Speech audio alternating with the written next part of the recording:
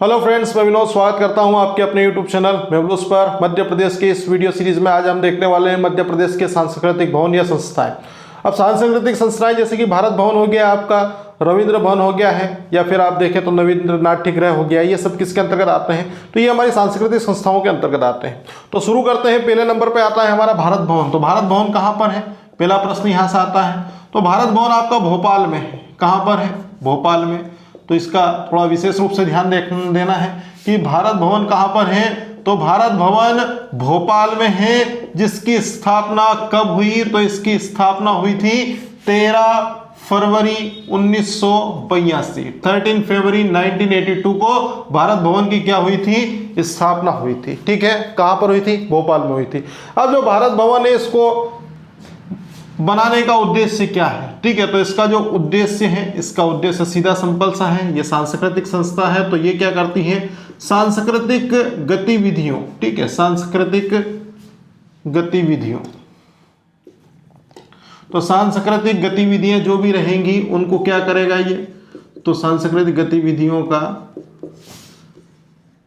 नियमन, निर्देशन, समन्वयन और आगे प्रबंधन। तो ये इसका काम होता है। किसका काम होता है? भारत भवन का।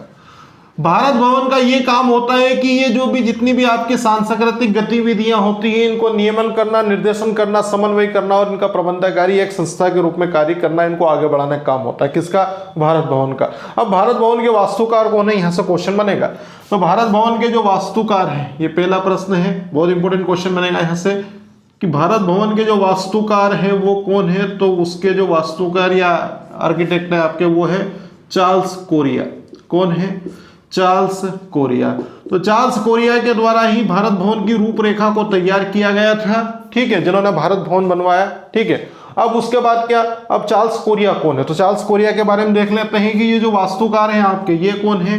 ये गोवा मूल के, ठीक है, मतलब ये गोवा राज्य के मूल निवासी हैं। तो गोवा मूल के क्या है? ये रोमन कैथोलिक, मतलब एक क्रिश्चियन है, रोमन कैथोलिक है, रोमन कैथोलिक है, गोवा मूल के। कौन? Charles Korea. और इनका जो जन्म है वो कब हुआ था? तो इनका जन्म बता देना कि 1 सितंबर 1930 को हुआ था। और 1930 को इनका जन्म है वो कहाँ पर हुआ था? तो ये हुआ था सिकंदराबाद में। कहाँ पर हुआ था?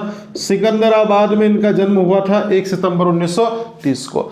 अब जन्म के बाद ही क्या हुई? मृत्यु भी हुई। तो मृत्यु इनके देख लेना, यहाँ पर मृत्यु होती है 2015। ठीक है, इनकी मृत्यु कब हुई? 2015 में हुई।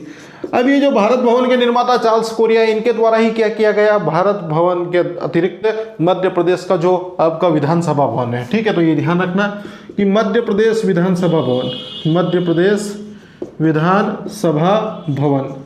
तो मध्य प्रदेश विधानसभा भवन का भी वर्तमान नाम क्या है? ठीक है, तो इसका जो नाम है ये है इंदिरा गांधी। ठीक है, इंदिरा गांधी विधानसभा भवन। तो इंदिरा गांधी विधानसभा भवन का जो रूपरेखा है, ठीक है, इसकी रूपरेखा भी किसने तैयार की? ये भी चार्ल्स कोरिया ने तैयार की, रूपरेखा तैयार की। तो अब दो चीजें यहां पर ध्यान रखनी है कि भारत भवन पूछे या इंदिरा गांधी भवन पूछे, जो विधानसभा भवन है आपका, दोनों की रूपरेखा तैयार करने का काम चार्ल्स कोरिया के द्वारा किया गया। और चार्ल्स कोरिया है गोवा के मूल रोमन कैथोलिक, जिनका जन्म 1930 को सिकंदराबाद में हुआ था, मृत्यु 2015 में, और इनके द्वारा ये सब चीजें की गई हैं। अब आते हैं पुनः किसके ऊपर? भारत भवन के ऊपर। तो भारत भवन के क्वेश्चन पूछेगा कितने अंग हैं? तो भारत भवन के 6 अंग हैं। कितने अंग हैं? 6 अंग हैं। अब 6 अंग के है तो भैया बताओ कौन कौन से 6 अंग है? पहला है आपका रूपांक। पहला कौन सा है? रूपांक। दूसरा वाला जो भाग है वो कहलाता है रंगमंडल। क्या कहलाता है? रंगमंडल। तीसरा वाला जो भाग है वो कहलाता है वागार्थ। क्या कहलाता है? वागार्थ। चौथा नंबर का जो भाग है वो कहलाता है अनहद। 5वें नंबर का जो भाग है वो कहलाता है छवि। और 6ठे नंबर का भाग है वो कहलाता है निराला सृजन पीठ। क्या कहलाता है? निराला सृजन पीठ। बस इतनी चीजें याद रखनी है कि भारत भवन भोपाल में जिसके 6 अंग है, जिसके अंतर्गत जो पहला भाग रूपांक है, दूसरा रंगमंडल, तीसरा वागार्थ, चौथा आपका अनहद है, 5वां छवि है और लास्ट में जो है वो निराला सृजन पीठ के नाम से जाना जाता है। तो पहले बात करते हैं किसके बारे में, रूपांक पहले लिखा है तो रूपांक क्या है, ठीक है। तो रूपांक क्या है, तो रूपांक के बारे में बता देना कि ये ललित कलाओं का केंद्र है, ठीक है। ललित कला जो केंद्र के रूप में है, ठीक है, वो कहाँ पर, रूपांक ललित कला का केंद्र है। तो ललित कला में क्या मिलेगा आपको, ललित कला के इस केंद्र में मिलेगा आपको आदिवासी लोक कला, आदिवासी जो लोक कला है, और आदिवासी के ही क्या आपकी धातु कला, ठीक है। तो लोक कला हो गई, धातु कला हो गई, और मूर्ति कला, और ये हो गई आपकी मूर्ति कला का ये क्या मिलेगा आपको, केंद्र मिलेगा, मूर्ति कला, ठीक है। इसके अंतर्गत बताई गई है रूपांक के अंतर्गत। दूसरा क्या कहलाता है हमारा, रंगमंडल कहलाता है। तो रंगमंडल का विशेष रूप से ध्यान रखना है कि रंगमंडल जो है, ठीक है, ये रंगमंडल, इसे क्या कहा जाता है, तो इसे कहा जाता है प्रदर्शनी की सूची, ठीक है। प्रदर्शनी की सूची क्या क्या आपको दिखाया जाएगा, ये सब चीजें यहाँ पर बताई गई है, प्रदर्शनी की सूची। और इसका एक अन्य नाम है, ठीक है। तो ये ध्यान रखना है कि रंगमंडल का एक अन्य नाम क्या है, तो इसका एक अन्य नाम कहलाता है नाट्यशाला। क्या कहलाता है, नाट्यशाला। और पूछ ले कि नाट्यशाला कहाँ पर है, तो नाट्यशाला ही आपका रंगमंडल है, जो भारत भवन भोपाल का एक अंग माना गया है, ठीक है। उसके बाद क्या, रंगमंडल के भी क्या है, 3 उपभाग है या 3 उप अंग है। अब 3 उपभाग अंग कौन कौन से हैं, पहला है उसका नाम है बहिरंग, ठीक है, या बहिरंग कहलाता है। दूसरा जो है वो कहलाता है अभिरंग, और तीसरा नंबर का है वो कहलाता है अंतरंग, अंतरंग। तो ये हो गया हमारा कौन सा, रंगमंडल को प्रदर्शनी की सूची के नाम, ठीक है, प्रदर्शनी सूची होती है, इसका नाम नाट्यशाला है। 3 भाग है जिसमें बहिरंग है, अभिरंग है और अंतरंग है, ये हो गया। अब आता है कौन सा, वागार्थ। तो वागार्थ के बारे में बात करते हैं, जो भारत भवन का तीसरा भाग है, वागार्थ। तो वागार्थ जो आपका है, ठीक है, तो ये क्या है भैया, ये भारतीय कविता का केंद्र है, भारतीय कविता का केंद्र। पूछ ले क्वेश्चन की भारतीय कविता का केंद्र क्या है, तो भारतीय कविता का केंद्र वागार्थ है, ठीक है। अब ये जो वागार्थ है, इसमें क्या है, जो कविता है, उस कविता का क्या, कविता का लिखित, मुद्रित, ठीक है, लिखी हुई, मुद्रा की हुई, और वाचित या वांछित रूप मिलता है, या वाचित रूप मिलता है। तो वागार्थ हो गया भारतीय कविता का केंद्र है, जो कविता का लिखित है, और उसके साथ में आपका मुद्रित, और उसके बाद आपका वाचित रूप देखने को यहाँ पर मिलेगा। अब चौथे नंबर पे आता है हमारा, ये क्या है, छवि। अब ये जो ठीक है, छवि नहीं, पहले आपका अनहद आएगा ना। चौथे नंबर पे क्या है आपका, अनहद। अनहद क्या है, तो ये क्या है, तो ये आपका शास्त्रीय संगीत, और शास्त्रीय संगीत के साथ में क्या आपका लोक संगीत। तो शास्त्रीय संगीत और लोक संगीत का केंद्र है, वो कौन सा है, वो रहेगा आपका अनहद। तो शास्त्रीय संगीत और लोक संगीत का जो केंद्र है वो आपका अनहद है, और इस अनहद के अंतर्गत क्या रखे गए हैं, दुर्लभ वाद्य यंत्र। तो ये भी ध्यान रखना है, यहाँ पर दुर्लभ वाद्य यंत्र रखे गए हैं, दुर्लभ वाद्य यंत्र। दुर्लभ वाद्य यंत्र कहां पर रखे गए हैं, तो दुर्लभ वाद्य यंत्र ये आपके रखे गए हैं कहां पर, अनहद में रखे गए। ये चीजें हो गई। अब उसके बाद जो आता है हमारा, ठीक है, वो क्या है, छवि।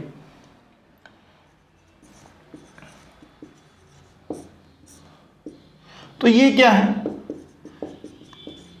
ये शास्त्रीय सिनेमा का, ठीक है, ये शास्त्रीय सिनेमा का क्या है, केंद्र है। ये शास्त्रीय सिनेमा का क्या है, केंद्र है। अगर पूछ ले कि भारत भवन का छवि वाला भाग क्या है, तो वो शास्त्रीय सिनेमा का एक क्या है, केंद्र है या फिर अंग है।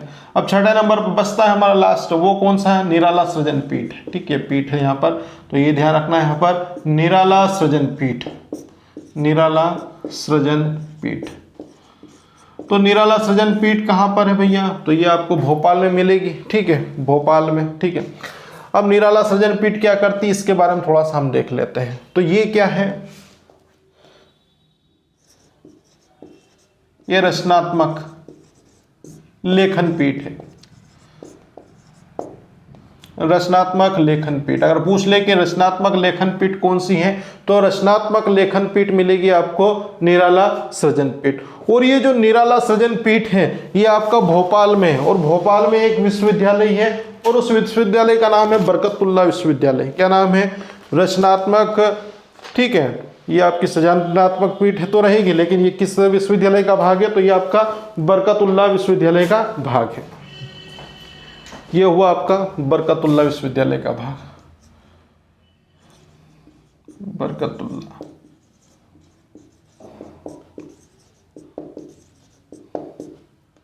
ये विश्वविद्यालय में है ना, बरकतुल्लाह विश्वविद्यालय भोपाल में। तो ये हमारा भारत भवन हो गया है। अब उसके बाद हम बात करते हैं किसके बारे में? दूसरा हमारा इंपॉर्टेंट पॉइंट है यहाँ पर रविंद्र भवन। रविंद्र भवन, तो रविंद्र भवन कहाँ पर है? तो पहला तो क्वेश्चन ही बन जाता है, रविंद्र भवन कहाँ पर है? भोपाल में है। अब रविंद्र भवन जो भोपाल में है, ठीक है, इसमें क्या है?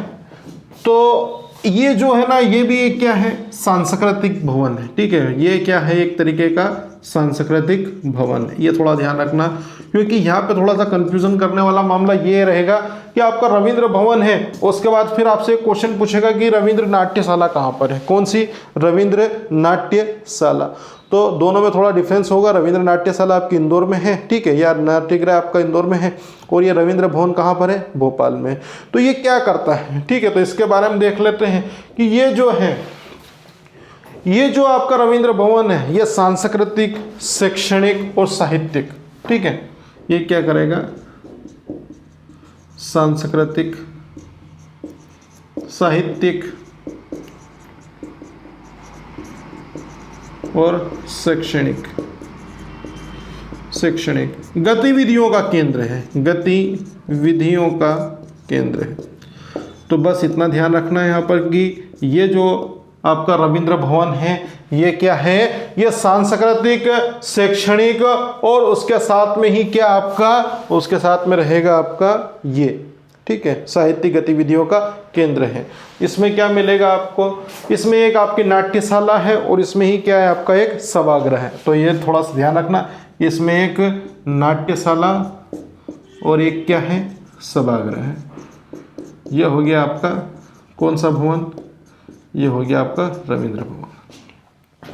अब तीसरा आता है रविंद्र नाट्यशाला या रविंद्र नाट्य सभागृह। तो रविंद्र नाट्य सभागृह ये कहाँ पर मिलेगा? ये आपको मिलेगा इंदौर में, ठीक है।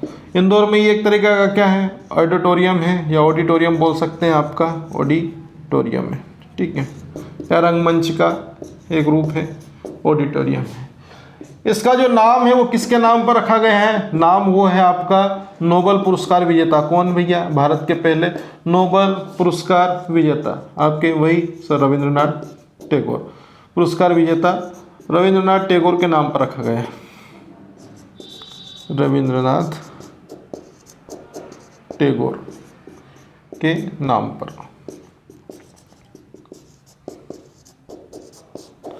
बस ये हो गया हमारी प्रमुख क्या हो गई? सांस्कृतिक संस्थाएं। तो हमने जो शुरू किया था सांस्कृतिक संस्थाओं में, उसमें जो पहले नंबर पे आया हमारा वो कौन सा है? भारत भवन है। तो भारत भवन कहाँ पर है? तो भारत भवन मिलेगा आपको भोपाल में। भारत भवन भोपाल में, इसकी स्थापना कब हुई? 13 फरवरी 1982 को हुई। और इसको स्थापित करने का उद्देश्य क्या है? तो एकमात्र उद्देश्य सांस्कृतिक गतिविधियों का नियमन करना, निर्देशन करना, समन्वय करना और प्रबंधन करना। लेकिन सबसे महत्वपूर्ण क्वेश्चन ये ध्यान रखना, भारत भवन भोपाल में है, फरवरी, ठीक है, 13 फरवरी 1982 की स्थापना हुई। आर्किटेक्ट कौन थे? तो इसके जो रूपरेखा करने वाले तैयार व्यक्ति थे वो चार्ल्स कोरिया। चार्ल्स कोरिया कौन है? तो गोवा मूल के रोमन कैथोलिक ईसाई हैं, जिनका जन्म 1 सितंबर 1930 को हुआ। कहां पर? सिकंदराबाद में। मृत्यु हुई 2015 में। और इन्होंने भारत भवन बनाने के साथ साथ ही मध्य प्रदेश का विधानसभा भवन, कौन सा? इंदिरा गांधी भवन, इसका भी क्या करा? या इंदिरा गांधी विधानसभा भवन का भी इन्होंने रूपरेखा तैयार की थी। अब भारत भवन के कितने अंग है? तो भारत भवन के 6 अंग हैं। 6 अंग में पहला वाला भाग है वो रूपांक है, दूसरा है रंगमंडल, तीसरा है आपका कौन सा? वागार्थ, चौथे नंबर पे अनहर, और 5वें नंबर पे कौन सा? छवि और निराला सृजनपीठ 6ठे नंबर पे। रूपांक क्या है? तो ललित कलाओं का केंद्र है रूपांक, जिसमें आदिवासी लोक कला, धातु कला और मूर्तिकला का एक संयोजन बनाकर रखा गया है। रंगमंडल क्या है? तो रंगमंडल को प्रदर्शन की सूची के नाम से भी जाना जाता है, या प्रदर्शनी की सूची रखी जाती है, और इसका एक अन्य नाम नाट्यशाला है, ठीक है। तो नाट्यशाला किसका नाम है? तो ये रंगमंडल का। इसके 3 उपभाग है, जिसमें एक बहिरंग होता है, एक अभिरंग होता है, वो तीसरा अंतरंग है। वागार्थ क्या है? तो वागार्थ भारतीय कविता का एक केंद्र है, जो भारत भवन का अंग है। इसमें कविता का लिखित, मुद्रित और वांछित, ठीक है, रूप देखने को मिलता है। अनहद क्या है? तो शास्त्रीय संगीत और लोक संगीत का केंद्र है। और पूछ ले कि शास्त्रीय संगीत और लोक संगीत का केंद्र भारत भवन का कौन सा अंग है, तो वहां पर होगा अनहद। और इस अनहद में ही क्या रखे गए हैं? दुर्लभ वाद्य यंत्र। तो ये दुर्लभ वाद्य यंत्र रखे गए। छवि क्या है? तो ये छवि क्या है? छवि दिखती है किसकी? सिनेमा में दिखती है, अलग अलग हीरोज वगैरह की, ठीक है। तो ये यहाँ पर छवि शास्त्रीय सिनेमा का केंद्र है। निराला सृजन पीठ क्या है? तो ये रचनात्मक लेखन की एक पीठ है और ये आपका भारत भवन भोपाल का छठा भाग है। जो बरकतुल्लाह विश्वविद्यालय कहाँ पर है? ये भी आपका भोपाल में है, ठीक है। इसमें निराला सृजन पीठ आपको मिलेगी। फिर आता है दूसरा आपका सांस्कृतिक भवन के अंतर्गत रविंद्र भवन। रविंद्र भवन कहाँ पर है? भोपाल में। एक सांस्कृतिक भवन है और यह सांस्कृतिक, साहित्यिक और शैक्षणिक गतिविधियों का केंद्र है। इसमें एक क्या रहेगी? नाट्यशाला, और एक है वो क्या रहेगा? सभागृह, ठीक है। एक नाट्यशाला और एक यहाँ पे ध्यान रखना, एक क्या रहेगी? सभागृह रहेगा। रविंद्र नाट्य सभागृह या नाट्य भवन कहाँ पर है? तो ये इंदौर में है। ये रविंद्र भवन भोपाल में, ये नाट्य अगर आता है तो वो आपका इंदौर में रहेगा, ठीक है। ये नाट्यशाला है लेकिन इसका मुख्य नाम रविंद्र भवन है। ये रविंद्र नाट्य सभागृह, ठीक है, ये इंदौर में है। एक ऑडिटोरियम है, इसका नाम नोबेल पुरस्कार विजेता रविन्द्रनाथ टैगोर के नाम पर रखा गया है, ठीक है। तो ये सांस्कृतिक संस्थाएं समाप्त हुई। वीडियो पसंद आया तो वीडियो को लाइक एंड शेयर करें, चैनल को सब्सक्राइब करें और टेस्ट सीरीज देना ना भूलें। मिलते हैं नेक्स्ट वीडियो में।